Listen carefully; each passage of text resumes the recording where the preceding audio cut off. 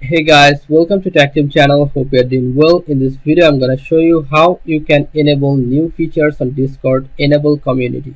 Okay, so in this case, you have to log into your Discord first. Then you have to choose one server, any server. Then just go to the first top of your name, server name. Click here, and you'll find server settings. Go server settings and scroll down and you'll find here under community, enable community.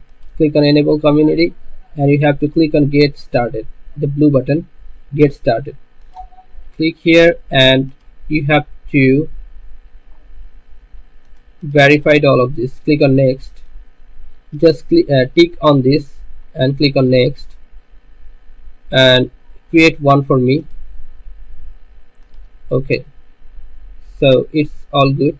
Click on next and now scroll down, you'll find agree and understand. Tick on this and final setup or finish setup. Now you have to click on save changes or it does go on already, so your community setup is ready. Okay, so guys, this is how you can do this. So guys, if you find this video helpful, then please give a thumbs up and don't forget to subscribe to the channel. Thank you so much for watching the video.